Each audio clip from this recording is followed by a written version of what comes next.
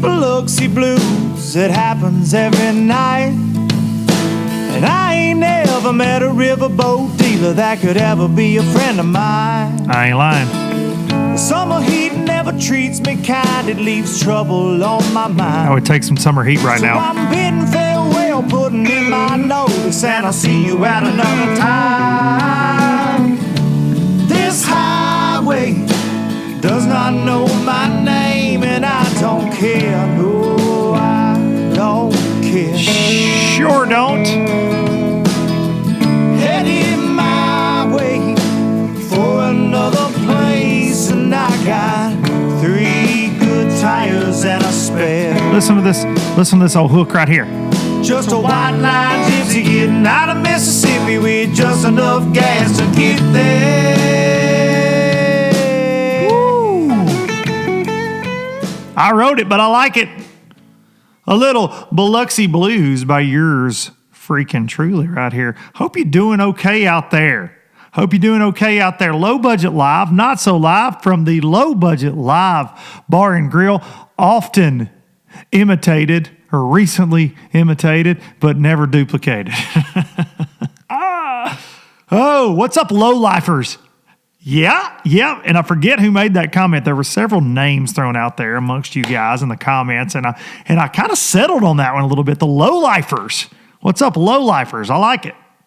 Low-lifers. If you like something better, comment below. What should the fans and the listeners and the supporters of the Low Budget Live, Not So Live show be? What should you be called? The low-lifers. I like that one, though. The low-lifer. There were some really good ones. The Low-Budget Legion was another one I really liked. But the low-lifers. So what's up, low-lifers? Hope you're doing well in your life. This is actually, you're going to be hearing this on Monday, January 27th. I try to always upload on Mondays. I like that. I like to do that. And I normally record, pre-record either on Monday mornings or I record on Sundays. But today, it's actually a little early. And I'm doing this on Friday. And the reason being is my guest today could do it today, couldn't do it any other time. And we've been trying to get lined up. And I'm very, very, very excited about having him on. And then, but even more importantly than that is my little buddy, my little fishing buddy, my little just dude in life. He's my guy. Ryder D, little Ryder Duncan, turns 9 years old on Monday. And so when you hear this, it'll be Ryder Man's birthday. So happy birthday to Ryder. But on Sunday, wintertime, it's tough having birthdays. Summertime, you swim parties, do all this cool stuff for kids' birthdays. But wintertime can be kind of tough, So we're going to go do some fun stuff on Sunday, some indoor activities, maybe some video games, maybe some Dave & Buster's. I might win a teddy bear for the triple threat. I don't know. Maybe that's what I do. Maybe that's how I get the weekend going the right way. The claw machine, you know what I'm saying? Still her heart. I don't know, but we're going to go do some shenanigans on Sunday with Ryder Man, get out of the house, and looking forward to that. So you'll actually be hearing this on Monday. So there are some things we don't know. We don't know right now as I speak. I don't know who's going to win this FLW, but I'm going to say John Cox. I'm going to say John Cox because we just got one day in the bag. And as I record this, there hasn't even been a day 2 weigh-in. So, but I'll get to that. First up, I want to say thank you to the fine folks at StarTron Starbright for bringing you Low Budget Live. I've actually been down in the shop wiping down the Ranger that I had last year. It's sold. Mr. John Hatfield, a nice man who has actually bought the boat via email, okay? Via email, we did this deal, and he was deployed overseas defending our great nation and giving his time to support this country and give guys like me a platform to run my mouth. And so John and I, we worked it out, and he's coming to pick up his Ranger bass boat tomorrow that he bought and from me. And I've been down there using some Starbright because it's cold outside. I've been down there rubbing that thing down like a daggum genie in a bottle, baby. And getting it ready for him. But very cool, man. John and I talked yesterday, and And I'm looking forward. We're going to go out on the water for a couple hours, but my man has been gone for better part of 2019 overseas, and with all the conflict going on right now, he didn't know that he was going to get to come home when he thought he was. And it puts things in perspective when you talk to a guy that basically risks his life for us. And but these guys love the same things. And John was sure to tell me yesterday that he loves low budget and he loves the things that we're doing on YouTube, and says that a lot of the soldiers really gets them through over there. And man, hearing that just makes my day. So that's a long, long way to say thank you to Starbright for supporting low budget. But yeah, I was thinking about that this morning. I was like, this is so crazy. Those guys help me do a show, and it helps those guys when they're overseas. And so thank you to John, and thank you to all of our military out there. I don't say thank you enough. So much respect to those folks, and much respect to Starbright and StarTron for bringing you Low Budget Live. I was using that boat guard this morning down there, scrubbing down the boat, but I had to put some of this on the daggum weed eater this weekend. Try to fix some of them issues I had with it. We are in full swing, guys. We are in full swing with the FAC, the Fat Ass Challenge. Fat Ass Challenge, and I hope if you're playing along with the Fat Ass Challenge with us, that it's going well for you. I am down 13 pounds. Look at me. I'm down 13 pounds. I could not be happier. I feel like that is, we're 3 weeks in, call it. And it's a lot of work. And I'm not working out as much as I should be this week. I like to run outside, and the weather's been terrible. It's been cold. Those aren't excuses. I got to get my butt in a gym. But this week was tough, though, for me. And I don't know if those of you that go through diets and exercise that aren't very disciplined like me, you look for an excuse. But, man, we've had birthday parties, and I've avoided delicious cakes and treats and things. And we're going to have another one coming up this week, and it's going to be another challenge for me because I like sweets, right? But I'll say that this week was even harder because I traveled. I had to travel for TH Marine, and it was difficult. Being on the road is hard. Life is not set up for you to eat healthy. You've got to go out of your way to find something that's better than a cheeseburger rolling down the road and some French fries, because we're in a rush. You're always in a hurry. You're going to run in. You're going to get some gas station snacks. And luckily, a lot of the gas stations, truck stops, the Pilots and the Loves out there do have some fruits, some vegetables and things, so you can not slip into that Snickers bar. So I was able to survive the week, but it was hard. This week was probably my hardest, and that's weird. I don't know if it's because I'm shedding some LBs, some low budget LBs, some LBLBs. But I don't know if that's the case, and I'm losing it. And so my appetite's not shrinking with it yet or what, but like I was hungry this week. I was hungry. So I don't know what y'all are going through out there, but I talked to Big C on the FAC, and he was telling me, that he's traveling this week as well. And he said he's having a tough week. He's just been trying to go smaller portions and work out some, and he sounded like he was having a time with it as well. So it's not easy, man, but just don't quit. I don't want to sound like a complete motivational goofball, but don't quit. If you want to lose weight, don't quit. And 13 pounds is a lot, okay, for me. That's a lot. And I'm not eating a lot. I'm drinking a lot of water, and I'm doing cardio. So don't get stressed if you only lost 5 or 6 pounds, okay? Or if you miss a day or two and you eat a burger and you do just don't quit. You can just start it all over, man. Just have that day where you say, hey, I'm just going to start all over. And just do that. And I think that together with all of us working on this, I'm getting the messages from folks. Y'all are tagging me up on Instagram and stuff, and keep doing that, man. It's motivating me. It's helping me get through it. I do not like eating healthy. I don't. None of us do. Some people probably do. And I've got some things that I like that I'm finding to help me get through my cravings and different things. But it's a challenge, though. It's the FAC. It's the Fat Ass Challenge for that reason. So, just thank you for participating, and thank you for supporting me through it, because, I mean, truly, my goal is 40 pounds. I know I will not hit that.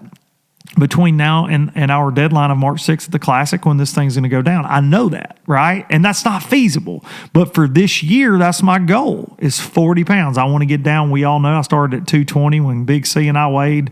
Again, we did the official weigh, and again, I was at like 225 of clothes on with all my cowboy boots and all that. But now I'm like to 207. And I'm taking that 220 as more of an accurate weight than the 225. But so I'm 13 down from that. But, I want to get to 180. I want to get to 180, and I want to have to take Big C's money. I'm going to win the 500, and I want to have to go buy new clothes, new pants. But man, I'm working hard at it, and I like I said, didn't get to work out as much this week. But I hope y'all are sticking with it, and if y'all still, even I've kind of cut it off for people that are going to get prizes, but for this, and I'm putting some stuff together for that still. But follow along, man. Send me an email, lowbudgetlive1@gmail.com. Send me an email about your weight loss journeys and things, and maybe you've lost some weight, maybe you got something to share with me. But heck yeah, just thank y'all for hanging with me on this FAC. The FAC, yeah, you know me. So when you hear this, like I said earlier, we won't know who won the first FLW Tour, FLW Pro Circuit, whatever we have to call it now. It's not a tour because the Bass Pro Tour exists. Don't you forget it. But the FLW Pro Circuit, the first one kicked off out at Rayburn yesterday. You guys will hear this on Monday. If you're confused, don't be confused. I recorded this on Friday. But it's kicked off, and no big shocker there. John Cox, right there at the top of the leaderboard. And I talked to John last night, and he said that he got lucky, but he's full of crap. Okay, we don't know who's going to win, but all I can say is that dude picks up right where he leaves off, and I've got to think that when all this is said and done, and when this guy's career, one of these days he retires from this sport, and he's a marathon man this year. He's fishing the Elite Series. I got to think he goes down as one of the top 5 greatest of all time. That's a statement, right? You got Clunn, you got Roland Martin, you got Van Dam, you got Thrift and Dudley and freaking, the list goes on and on and on and on and on and on. And arguments can be made in different eras, and these kind of things get talked about on sports shows all the time in other sports. But John Cox fishes out of an aluminum boat, okay? The guy makes the situation fit his fishing style wherever he goes, and he always catches them. That's not always the case for even some of these greats. So it's incredible to me. He's such a humble dude, such a good dude, and truly enjoys fishing. He enjoys the sport. And he just laughs and giggles. Dude, it's awesome being around John. But he possesses this ability that's incredible. That is absolutely incredible. But a lot of the names up there in the top 10 didn't surprise me. There were the guys that I figured would catch them. Now that would really show out. They've always shown out. Now they just continue in that. I saw Joseph Webster was up there, called him pretty good. Little Sammy George called him good on the first day, but the weights were down for Rayburn. It's just kind of way different than when we were there last year. So it's going to be crazy to see how that plays out. We will talk about that on next week's LBL and hopefully get the winner on. We'll see about that. Depends on who it is, most likely, I would say, and what they think about Low Budget Live. We will try, though, because this is the second major tournament of the year. We had the first Bassmaster Open, and now we've got FLW Pro Circuit Tour, which now this week is brought to you by Tackle Warehouse. The Tackle Warehouse FLW Pro Circuit. I tell you what, there are a lot of things that could have been announced in the sport of professional fishing that wouldn't have surprised me, right? But that one did. That one did. It surprised me. Got to send a text to our guest. So that one surprised me. And it surprised me for a number of reasons. The late announcement on it, day 2 of practice, they announce it. It's a recent signing. Even what's his face? What's the guy that doesn't like me with MLF? Even what's his face at the FLW meeting was quoted in saying that they had signed him in December. So it was a late signing. They didn't have their crap together. And they kicked a lot of sponsors to the curb with some of their antics, which I've talked about. So they had to go out and find new sponsors. But this one is weird for me for a lot of reasons. First of all, Tackle Warehouse is one of the most successful businesses in this United States in the fishing industry. They're incredible. I order from them. You order from them. Everybody orders from them. My daddy orders from them. My freaking brother. Everybody. They I was at Lake Champlain one time, upstate New York, and ordered some freaking Cincos to be overnighted the next day from California and paid freaking $10 and got them. I mean, it's insanity. They get you your stuff, and they got the stuff. They got what the crap you want.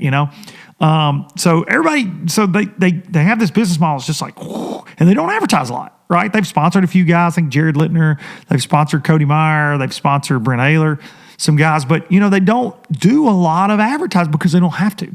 So this was a surprise to me. These are my thoughts on it. I think they got that sponsorship, which is title sponsorship of the top level of FLW. Okay, I think they probably got it for a deal. I think they definitely got it for a deal. But it's twofold. Okay, there's a lot going on here. I think Tackle Warehouse probably stole it at a really good deal. So it's a no-brainer. Signage everywhere, whatever. The other thing here that's worth talking about is this happens after you see Bass Pro Shops and all White River Marine brands that they own, Ranger, Triton, Nitro, no longer a part of FLW. Pulled out. Bass Pro's not sponsoring the high school deal anymore. But they still sponsor the BPT, and I think they have a lengthy contract there. But the confusing part of this is, just the strange part, is MLF's tight with Bass Pro Shops, but sold the FLW Pro Circuit, which is now the feeder system for the Bass Pro Shops Bass Pro Tour, to one of Bass Pro Shops' biggest competitors in online retailing. That's confusing to me in a marketing business world sense, okay? And that's what you get. I mean, when things like this overlap, people at other companies, people at Bass Pro, people at Tackle Warehouse, if it was the Tackle Warehouse Bass Pro Tour, which wouldn't make sense, but go with it. If it was that and then they sold it to Bass Pro Shops, I would imagine some people would be upset. I've been involved with companies before, and you're sponsoring an event, and then all of a sudden a competitor is sponsoring that event too, and it doesn't make any sense. They just take everybody's money, whatever that event is. Not talking about FLW in particular here, but FLW has done that before. And they've had Evinrude and they've had Mercury at the same time. So, I understand that those things do work. But when your flagship trail now, the MLFLW BPT presented by Bass Pro Shops, whatever, the feeder system for that is this FLW Pro Circuit, and now it's sponsored by Tackle Warehouse. It's very confusing. It's almost like there was a little dagger thrown Bass Pro's way. A little bit. Little gig. Should have done this. This is what we're going to do. I don't know, man. But I do say this. I said the same thing whenever Ranger got out and Phoenix got in. Kudos to those guys. Tackle Warehouse is going to get a lot of play out of this. It'll help them further. Thank you for supporting FLW and supporting those anglers, because there's a lot of good guys over there that want a place to land, and that was their only choice, and that's what they're going to do. So thanks to Tackle Warehouse for doing that. It's cool to see, but it's the timing of it is strange on a business front for MLF FLW. I thought, I applaud them for getting the sponsorship. I think it's great. It is great for FLW. It's great for Tackle Warehouse, just like the Phoenix thing and all that. But it's just it's just kind of fuzzy for me, a little blurry, a little fuzzy. Comment below what you think about that. Comment below. I don't know. We're all Tackle Warehouse fans. A lot of people are Bass Pro fans, but it seems that there is something there that I feel like's a little tense. A little tense. You poke it. It's you cut it with a knife. I don't know, something going on there. But lots of things are very interesting in the sponsorship world. We've seen, you've seen Alton Jones Sr. announce he's in a Ranger, Alton Jones Jr. in a Phoenix that he got. You've seen Mark Davis go back to Bass Cat. Kelly Jordan announcing he's running a Mercury instead of a Yamaha. He's been a Skeeter guy forever. All MLF guys. But you've seen there's lots of crazy changes going on in the sponsorship world. And then today I was reading Gerald Swindle, and several guys are now no longer with Hook, it looks like, and they are with AFCO. And maybe I think Brent Ayler might have went to Sims as well, I was reading, but might not be officially announced. I don't know. Saw that somewhere. But there's some deals going down out there in this bass fishing world, moving and shaking. So I don't know what's going on with all that. But definitely some things changing.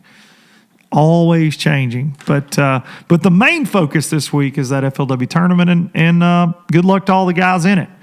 Except for guys I don't like. No, good luck to all those guys out there. And saw my main man, Daniel Fennell, got promoted to FLW Tournament Director, FLW Pro Circuit Tournament Director. As well deserved.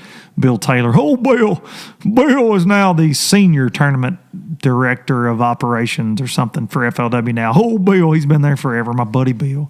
And I haven't missed it as much this week as I thought I would. But I've been busy and just pulling for my guys, pulling for Sammy, pulling for Brad, Knight, and all the other guys out there that I care about doing a damn thing. So one other thing before we get our guest on, who I'm so excited about, to say the very least, is something else that's going on that I heard about this week. And it's going to be interesting to see if this one, and so this is kind of like telling tales out of school. So this is allegedly, I don't want anybody coming at me. This is juicy though. Allegedly there are 3 right now, big names, because I don't know about the others. There'll probably be some of the ones that don't matter as much, but 3 guys, big guys, okay? Big guys, former classic champions in recent years that aren't going to the Bassmaster Classic. Big ones. 3 big ones, okay, that fans will show up wanting to meet and see and hug and, love on and get autographs and pictures from. 3 big ones. We'll see if anything changes with that. And I've got the names, but I'm not going to say the names, okay? I'm not going to say the names because it'll just start a whole storm. I don't want to, whatever. But there are 3 that claim they're not going. And it's one of those things that I think that's a shame. I do. You came up in bass. Without the classics, you wouldn't have been what you were in the sport, what you are in the sport. And so you act like you're doing bass a favor by being at their event. The event's going to be crowded anyways. The event will be crowded. We talked about it with Mercer last week, but the event's going to be crowded. So it's just silly that the egos are that big that you're going to pull the plug and not go support your sponsors that are going to be there. That's a joke to me. And if I'm that sponsor, sponsoring those anglers, you ain't got a deal next year. I don't care who you are. I don't care if you've won everything in the damn sport. You ain't getting a sponsorship next year. That's how it should be. Probably won't go down that way. That's how it should be, though, because you've got young guys, hungry guys out there working hard. You've got YouTube influencers. You've got people that bust their ass every single day to support their sponsors and actually move a needle, not just a name on a jersey. And they'll show up wherever they need to show up all the time. They don't pick sides. So it's not fair that these guys that are legends in our sport can pick and choose and not get called on it, right? That's, if it was indeed as simple as, hey, I got fired by my job, I'm not going to go to something that former employer is doing, I get that, right? But it's different. It's about the fans. And you're just showing everybody your true colors at that point. You are. You definitely are. So, my guest today is a human being that I have the largest amount of respect for. Probably the largest amount of respect I have for anybody in this industry, okay? He has an amazing television show, Zona's Awesome Fishing Show. He's an amazing host on the Bassmasters. He has done more for our sport in making it more exciting in the coverage than just about anybody has ever. Him and Tommy Sanders are an amazing duo, always have been. Now you got Davey Height in the mix on there, but who does a great job as well. But these guys, they absolutely kill it. But ladies and gentlemen, we're going to see if we can get him on the phone right now. I am so freaking happy to get to talk to Mark Zona today. See if we can get this little old boy on the phone. Hello. Oh, hey, Mark Zona, Luke Duncan. Hey. Hey, bud. I am sorry I'm 2 weeks late for this, Luke. You are definitely 2 weeks late, but it's okay. It's okay. You've had a crazy stuff going on in life, and you've been catching some smallmouth this week, sounds like. Actually, I'll be honest with you. I'm going to go 50-50. Ooh. Largemouth, smallmouth mix. And the interesting thing, Really? Gosh, they were intermixing, living right with each other. No kidding. Yeah, it's No fun kidding. week, man. And so is that for this season or next season? I've never been able to do this before, Luke. It's going to be for next season. I wanted to get one knocked out before work and life and everything hits in the next week or two. I'm going to air it the exact same week next season as we shot. Oh, very cool. I like that. Yes. I like that because Yes. that you don't see that a lot in TV or even in the YouTube world because it's hard. You've got to plan, like you're saying. You got life and you got things, and you normally shoot in advance. So for those of you that don't know what we're talking about, Zona made a post this morning about this, but he's been at Dale Hollow Lake in Tennessee in temperatures in the teens with Brandon Lester just cracking on them this week. Gosh, it was fun, Luke. And I'll tell you, the coldest I had ever taped in, besides ice fishing, the coldest I had ever taped in was 19 degrees. And when I woke up on Wednesday to roll tape, it was 16 degrees. And at 11, it was 24 degrees. And here's what's really jacked up about that is, man, I fished, Ozark Lakes and Table Rocks and Michigan Lakes went before they freeze. I have never fished. I've taped there before in the wintertime. With Davey, right? With Davey. Yeah. And the anomaly of Dale Hollow compared to anywhere I've been in the wintertime, your entire rod was an icicle. Not just the guides. Everything was ice, right? Mm-hmm. It was staggering how hard they would hit a jig in those temperatures. Unbelievable. Staggering. Unreal. That place has always been known, but I'm a Middle Tennessee guy, so I'm like 3 hours to the west of there, Tennessee River and all that. And our winter fishing is okay, we get some, but Dale Hollow is this fabled winter time fishery. That's like the Billy Westmorelands and a lot of those smallmouth gurus up there back in the day. That's when they caught those giants. Some of the stories you always tell. And I remember watching your show with Davey. Now, it wasn't as easy as this one, right? But y'all caught them. It was, what was weird was it was typical wintertime fishing. You'd go in, typical wintertime fishing is very, very, very small, isolated windows where they'll bite. Mm-hmm. No matter where you're at. Yeah, true. But the largemouth I mean, there's grass there now, Yep. and the largemouth population that now mixes with those smallmouth. I mean, I'll bet you we had 30 to 40 jig bites, probably landed 25 of those. But gosh, the number of 3 to 4 pound fish camera worthy fish. Here's what I can tell you. It was very, very hard to leave. Yes. The only thing I hear in this is the silence that was my phone not ringing while you were there. And I know you got stuff going on, right? Like, I know you got a TV show. Yeah, you're a big deal. You got your Zona's awesome. But like, I'm right down the damn road. I'm right down the damn road. Like, call me and go, hey, bud, you got your little YouTube thing. Maybe you bring a GoPro and come up here and catch the hell out of someone. I don't know. I'm not saying I'm mad, but we're going to have a talk. I will defend myself. I don't know if you've been to Beardstown, Tennessee. Yes. You cannot send a text in email ever. Yeah. The positive is there's nobody there. The negative is there's nobody there. Exactly right. You would have needed 3 or 4 courier pigeons because some of them would have got drunk and lost getting out of there. And I'll tell you one of the things that was amazing about it. No BS is. It's kind of a little bit the lake that time forgot. Yes, for sure. For 1,000%, yes.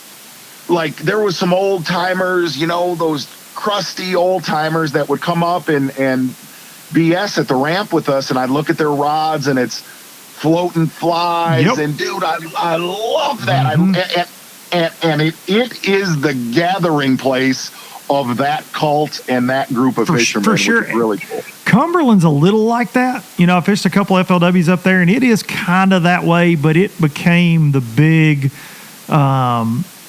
houseboat party lake, It's also a great lake. I would suggest you film there one day, like March or April. That place can be insane, but it's incredible. But Del Hollow I've been there several times, and I've never caught them that good. I've always had weird weather stuff happen and just never really caught them like I should have. And but it's got several things going for it between the grass, like you're saying. You hear about the smallmouth, but the largemouth fishing there is incredible. I mean, I've got friends up that way that crush them. Luke, I'm dead serious.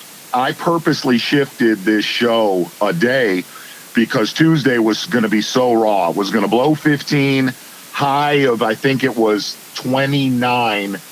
And I went out with a buddy on Tuesday before the crew got there. Nobody was there. And I just wanted to go and feel the lake out. Damn, I wish we would have taped on Tuesday. On the nasty day. Dude, it was so nasty and raw. And what was interesting is we rolled all of our hooks, and I'm not over exaggerating. We're throwing a 3/4 ounce jig on those deep flats next to the bluffs, those tabletops. Yep. 20 to 30 foot of water next to a bluff, and they literally would slackline the jig and then try to pull the rod out of your hand for 20 to 30 seconds. Unbelievable. Yeah. Unbelievable. So what you just said was interesting. I want to get into a lot of things. So you've been shooting these shows for a long time, and this is something I think that people don't realize. You actually go out, because I talked to you a good bit, and I hear you say what you just said a lot. You go out, you actually pre-fish. You have to pre-fish for these shows in order to be efficient. You have to go find these fish, and you're shaking them off. Hey man, let's come back tomorrow. Do you do that a lot? Like you're tournament practicing, right? 1,000%. What's funny is I never used to do that so let's go back 15 years. I used to, I don't know, just show up and go bass fishing. You do the traveling circus, yeah. Right. But a Zona show, it's weird because I taped with Brandon Lester, but so many guys that I've taped with throughout the years, whether they come to water I fish or I go to water they fish or we go to water neither of us have fished, I look at a show very, very, very similar to a tournament. And here's where it's similar. a fishing show, you have a very big entry fee, right? yeah. There's where it's very similar, and the other side of it is when you're with a crew, your time is money. Yes, Time it is. money. Yes, it is. And the other side of it is, I want the show to show out, no matter where we go, in some way, shape, or form, and to at least, not to have it completely dialed in, but at least to have a template of, all right, kind of know what's going on. Let's jam and do this. It helps. It exponentially helps, and it helps to tell a story of what that show is going to transpire into. Because here's the thing: in one day, Dale Hollow changed, and we had to switch up a little bit. But it going and at least putting in, grinding out a 10-hour day alone, making sure the electronics are right, everything's right. I'm pretty religious about that now. When I can now, look, don't get me wrong, I tape one private lake show a year. It's our cheat day. Yes. You don't need to pre-fish those private. You just roll up and start slinging that frog. Right. That was last week's episode, right? That was last week's episode. I haven't got to see it yet. I've got a DVR, and I just got to see the Instagram clip you posted of just ridiculousness. Yes. Clark Wendelin is I love Clark. He's one of my heroes, man, in fishing, always. Clark is 71 years old, and he looked at me. We got done taping, and he goes, "Zona, this is the finest place." He goes, "Can I just beg that I can come back next year to this place?" But Hackney was there. It's weird. Hackney got to see the show last night, and Hackney was like, "I can't believe how big those fish got in one year." But I've never, ever, no matter if it's been Mexico or Falcon when it was crazy, I've never been to a private body. I've never been anywhere like that little place we found. Really? That's cool. So how long has it had bass in it? I'm gonna say that it's had bass for 4 years. Wow. And they're all year class, so they're all, when Hackney and I went, they were all 4 to 5 pounds, and now they're all 6 to 7.5. and here's what's jacked up, Luke, is I asked the owner of the lake, really, really nice old timer. I said, "Do you come down a lot?" He's like, "Oh gosh, I've never made a cast." and I looked at him, and his name's Mr. Pat, and I said, "What are you waiting for?" He said, "Oh, I just want there to be all 10-pounders, and then maybe I'll fish a little bit." No. And I said, "Mr. Pat, that is the best idea I've ever heard on planet Earth." Is he adopting? I love my dad, but I would straight up trade him for Mr. Pat right now. No. I said, I will mow your lawn, wash your truck, whatever you need for once a year that I could come in here. Unbelievable. Yeah, it was fun. That's too cool, dude.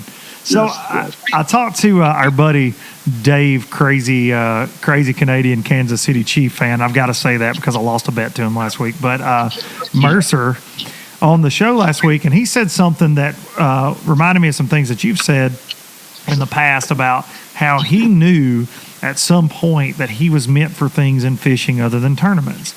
And a lot of people, I don't think, realize that about you in that, dude, you chased it. You chased it pretty hard and had success. Fishing the Ever Starts, part of the FLW organization. I mean, you were out there fishing invitationals.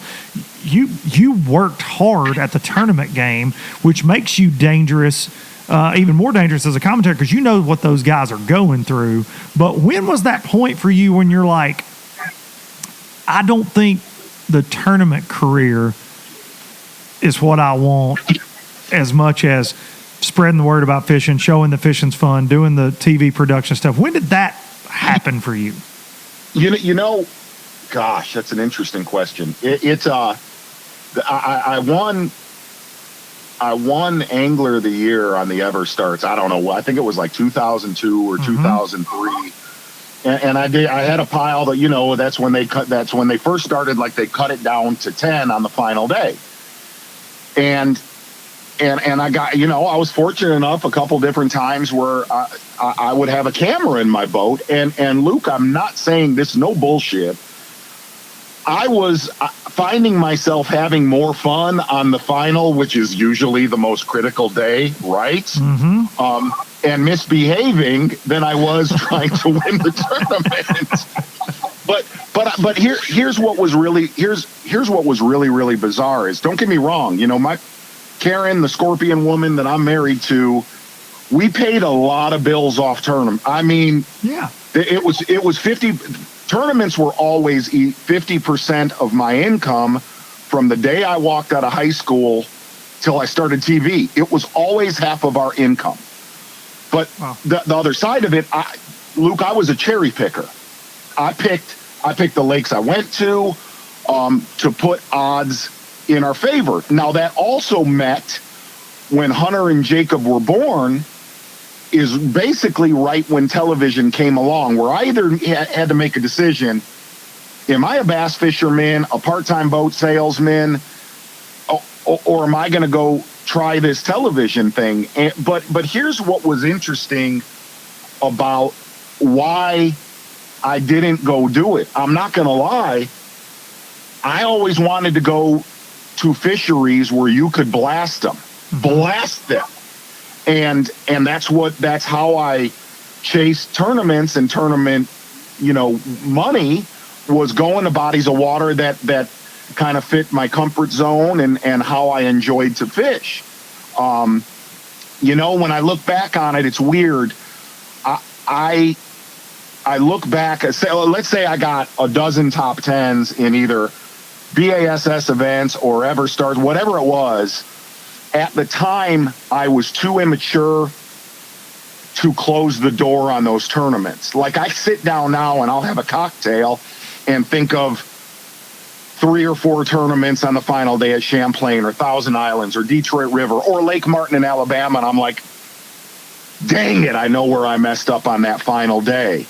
But I was so relieved at the time to make a final day because I knew I could make house payments or car payments, that it was almost like, dang it, all right, the weight of the world's off my shoulders. I got some money. Instead of, dang it, I got to go win this thing now. I think I took 3 or 4 consecutive second place finishes, and that was before that dude, what's his name, from Texas, that won 3 or 4. What's his name? It's skipping me right now. In the EverStarts? Yeah, in the EverStarts. Who won those 3 or 4 tournaments? He fishes. Hanselman, Ray. Hanselman. Yeah, Hanselmania, I think they dubbed it that year. Yeah. I was like, wow, I was so close to doing that, but they were all second place finishes. Jeez. And I'll tell you, I remember going to tournaments. I remember this so vividly clear. Karen looking at me as I'm walking out the door, and she wouldn't say it, but she was saying it. She'd be like, hey, catch them. And I knew what that meant. That wasn't good luck. That was bring home some shit. It's a check. Catch them. And I'll be honest with you, I was way more of a, all right, just get in the top 10, pay some bills, get to the next one. But I'll be honest with you, man. It at the time wasn't for me. Here's what's funny is I talked to Jeff Coble. Coble's been around for 9 million years. Yes. When I had the drive, I really did not have the mental and financial side of it, if that makes sense. Totally get it. Yeah. Now in going into my 50s, when maybe I have a little more comfort, man, my drive is, in all honesty, my tournament is my show. Yep. And it all kind of worked out. So I guess that was a really long version of what you asked. No, it's an incredible story, because that stuff, and I feel like I know you fairly well, and that's stuff that I don't know. I don't know that you're making 50% of your income off of tournaments back in the day, because you were also selling boats, right? You were doing retail boat sales. Dude, I was selling boats, and this is no joke. I fished everything within 100 miles of my door. And you know, and that's a positive and a negative, because if you do okay, and I caught a few bass. The negative was you got a lot of people within 100 miles of your door that didn't like you. Do you think you've turned them now? I'll get in one or two a year with Hunter and Jacob, but Karen tends to tell me to not go. Well, now the boys seem to be picking on them up there pretty bad too. The boys hold their own. I learn a lot from Hunter and Jacob. And what's funny is they're very, very, very mellow kids. Like, there's oftentimes where I'm like, boy, did I get the right twins at the hospital? But they're I always say flatliners, doesn't matter what level you're in. Tuesday night tournaments, regional tournaments, national tournaments, flatliners win events. Yes.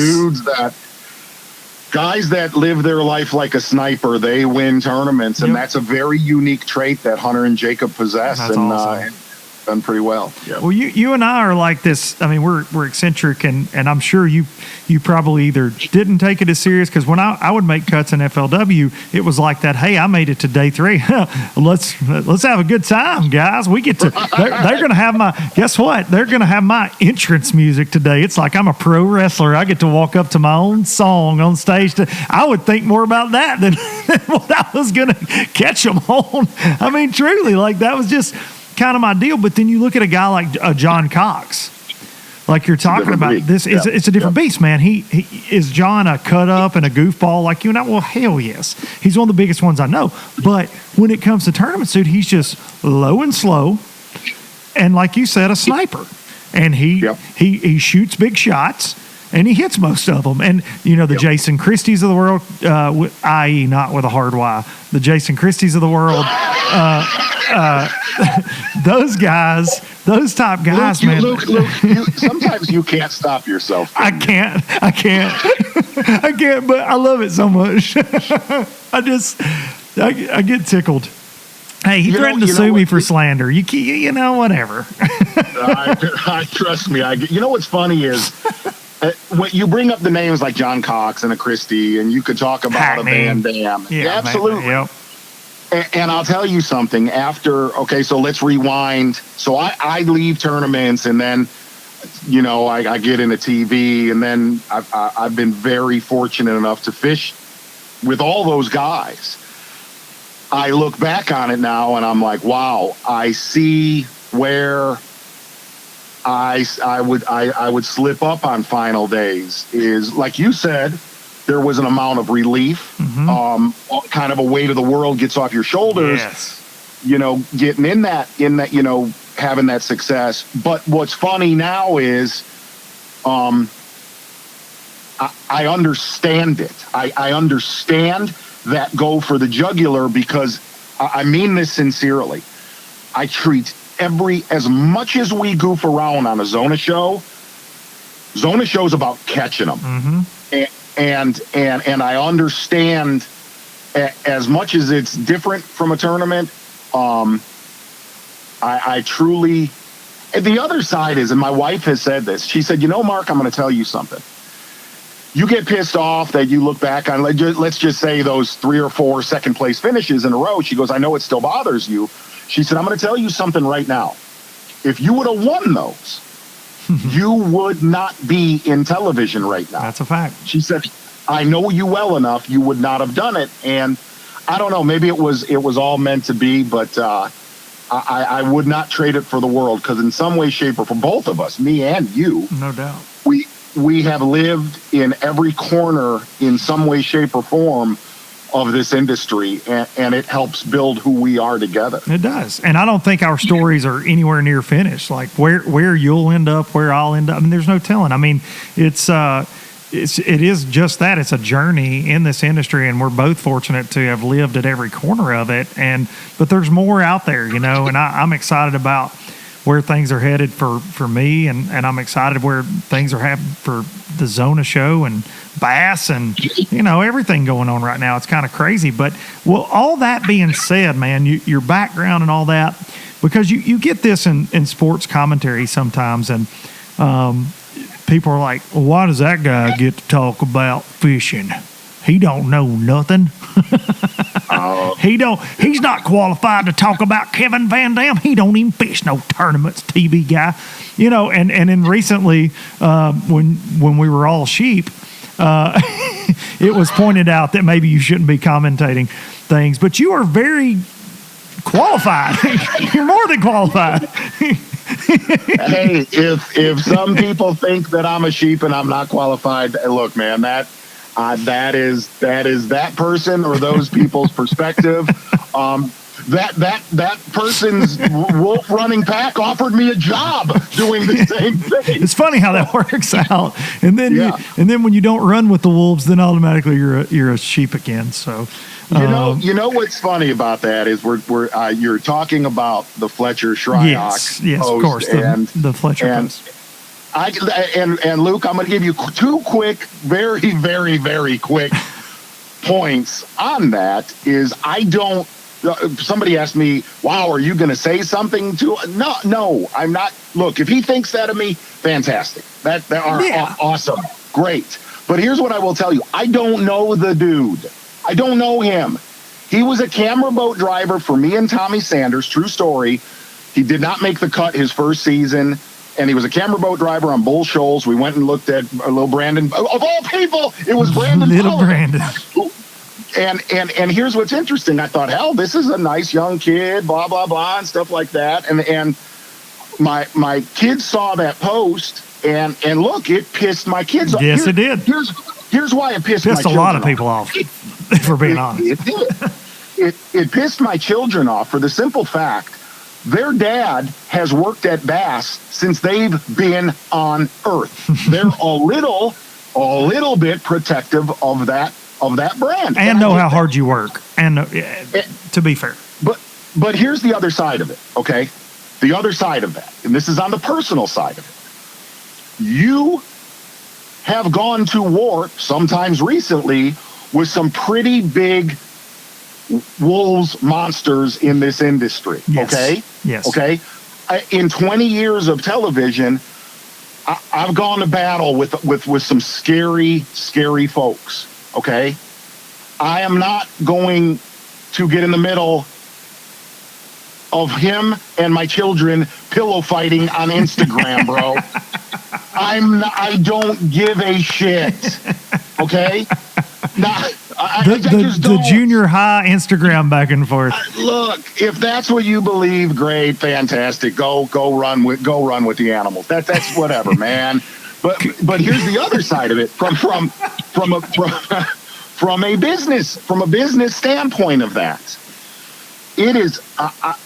I'm not a very big social media person. I hate to say it. The Scorpion Woman, she posts I don't even know how to put up a post, okay?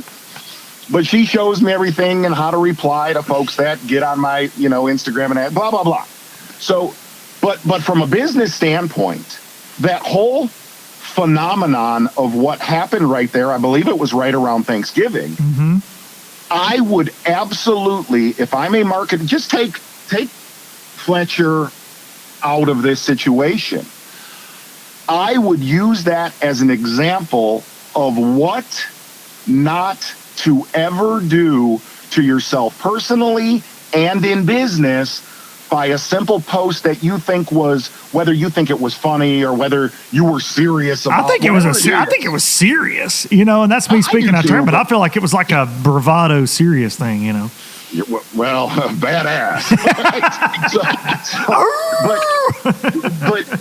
But on a serious aspect, if I was a marketing, whether you're in this industry or you're not in this industry, I would use that as hey, 90% of the feedback on that was really, really, really negative, and it can hurt you just by a post that you might have thought was cool and harmless and fun, or you thought it might have been cool and funny.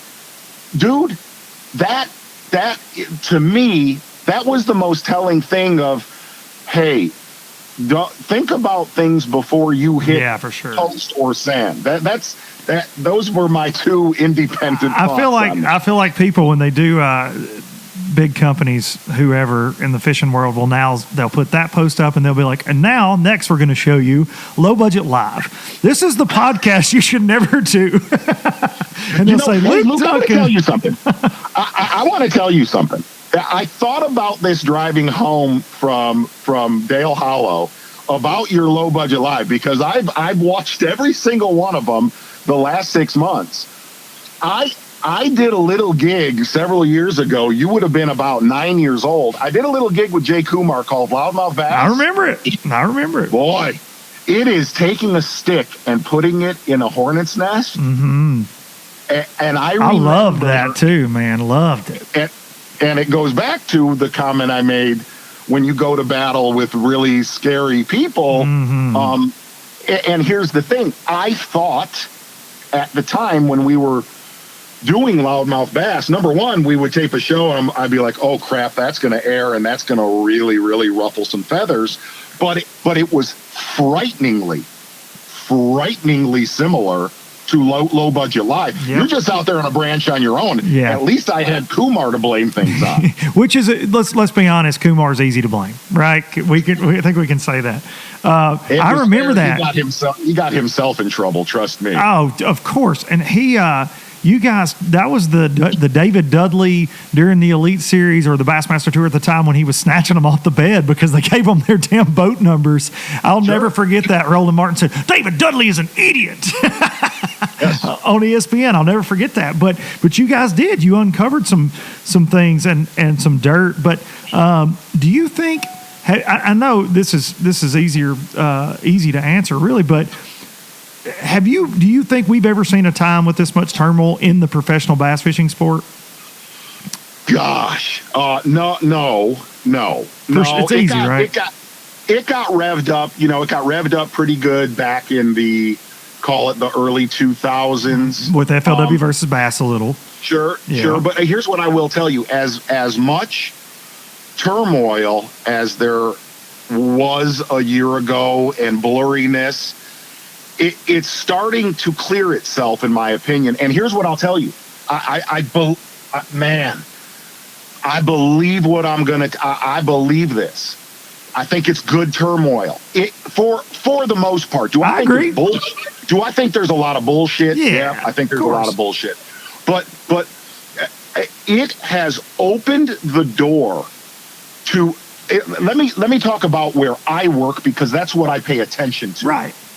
There are a lot of anglers on the Bassmaster Elite Series that should be so thankful for what happened, because here's the thing. It opened the doors for, so many dudes to really showcase they're pretty dang good. And they got good personalities and they're characters. Yes. Absolutely. And the other side is, and I'll always say this, man, here's what I've learned the last 12 months from the kind of stepping back, watching what's transpired, and putting myself in that situation. If you're happy and content and satisfied with where you work, what you bring home a year, where you compete, what you bring home a year, don't ever compromise that. Mm-hmm. Don't ever compromise that. If you're not, make adjustments, make change, and here's what has happened, Luke. Exactly that. You looked at Swindle and Polinick, and I'm sure there's a few others that, you know what, making that change did not fit them. It doesn't matter. As long as there is two options out there, I do believe that's a good thing, because inevitably, there's going to be parity and guys are going to figure out where they belong. So as a whole, I do believe it was disruptive, but disruptive for the most part, a good way. Yeah. For the most part. Unless you were an FLW tour guy. And then it's kind of like, nah. But a lot of things can be argued there, back and forth about the tour and the Elite Series and that kind of thing. But we never saw this kind of turmoil when it was just to me, the elites and the tour, you would hear some bickering. You would hear some guys, the tour sucks. There's not as good a fisherman on there as are in the elite series. And now some of those same guys that would be quoted as saying things like that are like making videos on social media going, hey, guys out there at the FLW Pro Circuit, we'd like to wish you good luck. They all of a sudden care about FLW, but because it's a part of their gig, and I get that. But I'm with you on options, and I do think that this, like I know the organization you work for, it woke them up. It woke up a sleeping giant, I feel like, but it woke them up. 1,000,000%. Yeah. 1,000,000%. And you definitely, for a Scott Canterbury, who was amazing on the FLW tour, but now he's been opened up to an entire, what I believe to be new fan base. Absolutely. And, from a very, gosh, man, a lot of my, I consider best friends. Yes. And not damn near, I consider family. Yes. I don't work with them anymore. From a selfish standpoint, that pisses me off. That's what Mercer said. Yep. Same thing. But that's a very selfish standpoint. If those dudes are happy and content, and dude, I get that. Do I miss them? Shoot, one of them was at the house 2 weeks ago, and I said, man, it sucks because I thought we were going to retire together, and we're not going to retire together. That's just a fact of life. Yep. But the other side is, and I mean this, I made this comment to Boyd Duckett at the Bass Fishing Hall of Fame. Number one, not this comment. Number one, if you've got 80 to 100 men, you are never going to satisfy every person there. No. It is, especially in the sport of bass fishing. Yes, it's impossible. It cannot be done. But the thing I said to Boyd is, and I congratulated them on a great year, and he, returned the compliment. And I said, man, if there's one thing that I wish for, it's that the majority where they fish ends up really happy. And I believe this. That will find itself over the next 24 months. I believe that, Luke. I do too. I think we've got, and I think a little bit of it, like with the podcast, stirring the pot a little bit this fall and things like that. It's the off season, right? There's nothing going on. You and I can't talk about how great John Cox is in the off season because he's not fishing a tournament. But now the season's kicked up. Bass has started. I think BPT starts back maybe the same week you guys start back at St. John's. So bass fishing's back. All of this will die down, and guys will find their place. Look, there's a lot of, we all get defensive, okay? And if somebody said, hey, Zona, bass sucks, you would be like, hey, man, look, that's my livelihood. So I get why they got disgruntled with things I said. I totally get it, and I've talked about this on here too much. But I think all of the kind of defending your home team and your home turf, once that new and that shine kind of wears off a little bit, I think everybody will just kind of do their thing. It'll all fall into the place. The new normal will happen, and we'll all move on. I hope that's the case. I believe that. I do believe that. I know, one of the things, it was interesting. It was the final day of the season last year when Seth won the Angler of the Year tournament, where Canterbury ended up winning Angler of the Year. The season was over. I was driving home, and I called my boss and business partner, Mike McInnes, and we were talking about the season. Everything was fairly, it's almost like you could not have kind of scripted a better season. It was a great season. It was a great season. And I don't want this to sound the wrong way. The reason I'm talking about bass, it's where I work. Right. Yeah. And me too. I can talk about. And I don't want it to come across that I'm like rah bass, because like MLF, I didn't watch a ton of the tournaments. Like the tournament they had in Raleigh, North Carolina, where they caught a bunch of big, was a freaking amazing event to watch.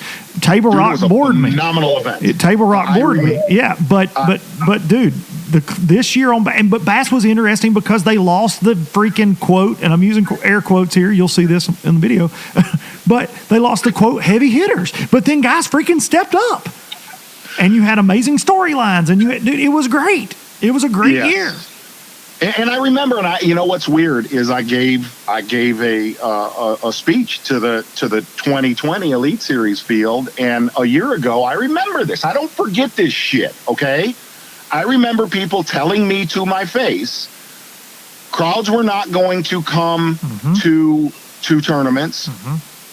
The guys were not going to catch them as good, and there was going to be a mass sponsor exodus. That did not happen. Nope. That did not happen.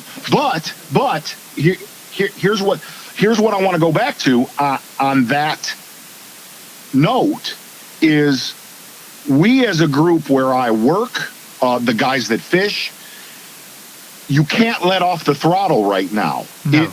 We had a wonderful 2019 and everything was a little bit, it was, wow, it's a new group and it's kind of you're everything came together and it was great. But the comment I made to Mike McInnes is we have to work. You hear any good football team say this. We have to work twice as hard next year to be remotely close to as good as not better, as good as we were the year prior. So I really believe in my mind, in my heart, that we have to really, really stand out in 2020 just to stay where we were at for 2019. I get that and totally respect it. It's that, but it's the same as you and I. You can't be complacent. You and I got complacent when we made cuts in tournaments. That's what we're sitting here talking about. It's what kept us from moving on to that holding a winning trophy. And that's fair to say. So it's the same thing. Bass does have to keep going, and you've got a new crop of guys coming in that are all freaking catchers. Some more FLW bread and butter coming over there. You got guys in the opens. The opens are stronger than they've ever been, I feel like, field-wise. It's crazy. It's going to get back to and not that it wasn't competitive last year. I mean, the weights were crazy. Andy Morgan said this to me one time about the Elite Series, and Andy, of course, longtime tour guy, now a Bass Pro Tour. He said, Duncan, 15 pounds over here is just like 15 pounds over there. And there's a lot of truth to that. 15 pounds of bass is 15 pounds of bass. And no matter who the names on the jerseys are, you take a qualified group of anglers to a great lake, they're going to figure it out, first of all, and those weights are going to stay similar. Yes. Whether you know them or not. Like, that's just how professional fishing works. Luke, I'll tell you, and this is kind of off the beaten path of what we're talking about right now, but it goes along the same lines as 15 or 20 pounds here is 15 or 20 pounds there or whatever it is. But the one thing that I really saw this year, and I said this on Ike Live, so I'm sure some of your listeners heard me say this, one of probably the most standout things that I learned in 2019, and this is on the Elite Series, this is on MLF, this is on FLW. I don't care what anybody says. The bass, the fish itself, is still the star of this game. No doubt. No doubt. Hey, look, man, I could go out and act like a jackass all day long on a Zona show, but if that star of the show doesn't show up, I don't have a show. Nope. And I really, this year in particular, stood out to me. That little dude that swims was, is, and always will be, long after you and I and all of your listeners are gone. That is the most important thing out there. And all the personalities and all that is, to me, that's all window dressing, man. Mm-hmm. That's smoke and mirrors. It's part of the game, but it's a condiment. Yep. It's a condiment. The main course, it's that fish, man. That's why we all got into this crap. For fun, yep. And it, to me, really showed itself last year. It did. It did for sure. Yep. And I think it will continue to this year, man. So what's next for Zona Show? We'll segue right into some positive, happy vibes, and dude, that's great stuff, folks. You gotta you got to admire Mark. Not only he's taking up for his organization, but he's also telling you, hey, we got to keep our shit going. We got to keep it going the right way. So there's a lot of respect for saying that, man. But what's next for the Zona show this year? So this is season what for you? Well, it's actually season 15, Wow. but it was on ESPN for 5 years. So actual Zona show, it's season, I believe we're on season 10 or 11. But there's a lot, Luke. There's a lot coming, and I know you got a YouTube thing all fired up, spicy and lathered up. Yes. I would like to tell you, I think you and I could. What's the kids call it? Collabing? We gonna collab. We gonna collab. Yeah, it's collabing, bud. Yeah. I think there's a lot of the lovely Scorpion woman, Karen.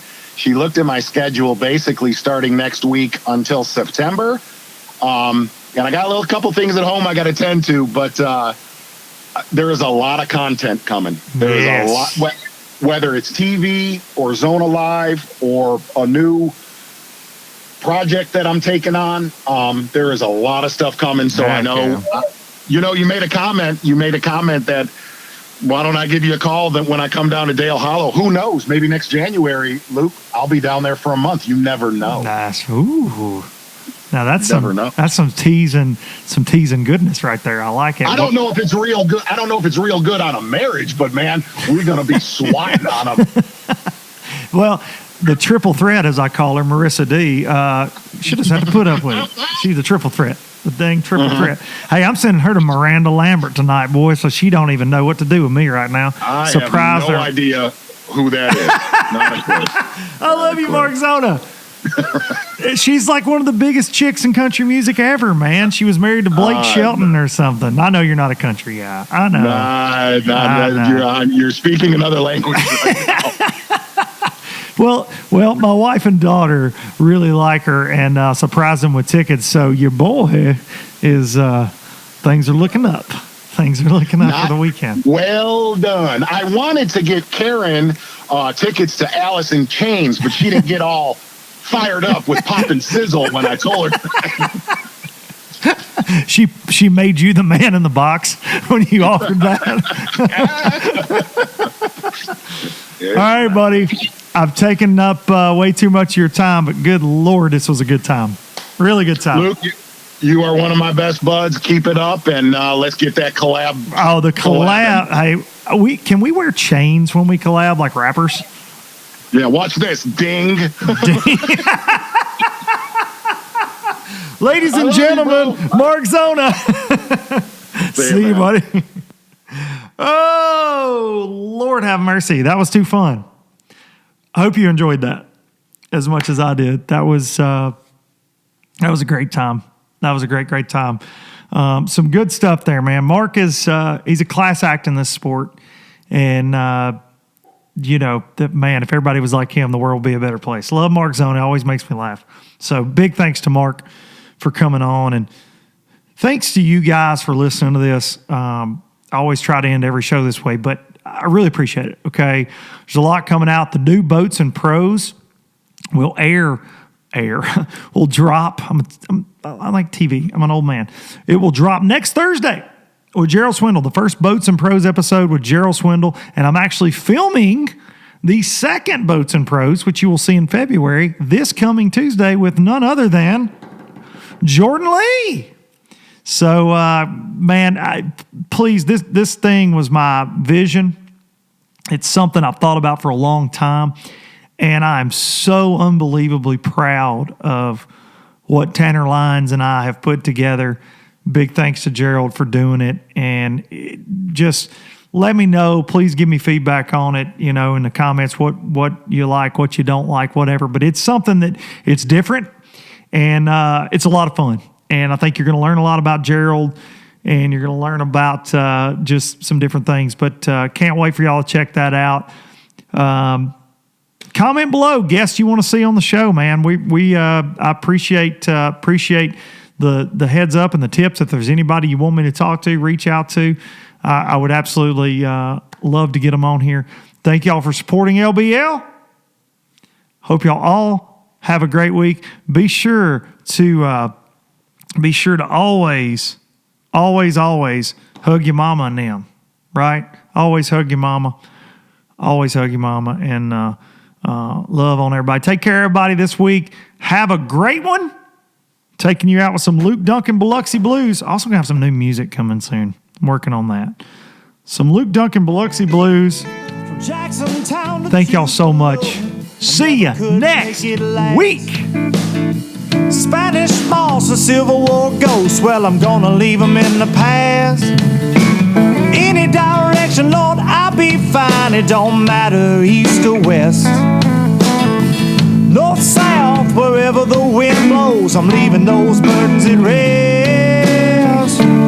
This highway, it does not know my name, and I don't care, no, I don't care.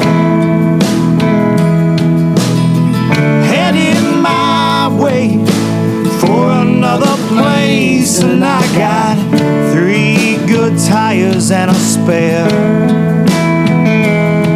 Just a white line gypsy getting out of Mississippi with just enough gas to get there.